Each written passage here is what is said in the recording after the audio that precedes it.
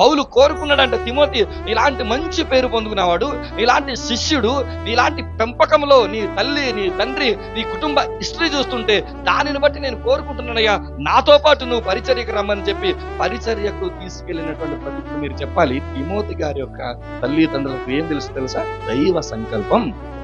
తిమోతిని ఎలా పెంచారు తెలుసా? ఒక రోజు పౌలు వస్తాడు, ఆ పౌలు గారితో నా కుమారుని పంపించేసి ఒక ఇంటర్నేషనల్ స్పీకర్ అయిపోతాడు అనే ఉద్దేశంలో కాదు పెంచింది. నా కుమారుడు మంచి పేరు పొందుకోవాలి, ఈ చుట్టుపక్కల ఉన్న వారందరిలో నా కుమారుడికి ఏముండదు తెలుసా? మంచి పేరు ఉండాలి. ఆ మంచి పేరు ఎలా వస్తది? తల్లిగా నువ్వు భక్తిలో ఉంటేనే వస్తది, తండ్రిగా నువ్వు జ్ఞానాన్ని వెంబడిస్తూనే వస్తది. తండ్రిగా నువ్వు జ్ఞానం పట్టించుకోకుండా, తల్లిగా నువ్వు భక్తిలో జీవించకుండా, నా కొడుకు జీవితం బంగారుగా ఉండాలి, ఆ రాని తర్వాత వచ్చి దేవుడి దగ్గరికి గగ్గోలు పెడితే దేవుడు అడిగేటువంటి మాట ఏంటి తెలుసా? ఎలా బ్రతకాలో, ఎలా పెంచాలో నేను నీకు తెలియపరిచాను. నా సంకల్పాన్ని నువ్వు అర్థం చేసుకోలేకపోయావు కాబట్టే ప్రతిఫలాలుగా నీ బిడ్డలు ఈరోజు ఈ పరిస్థితిలో ఉన్నారు.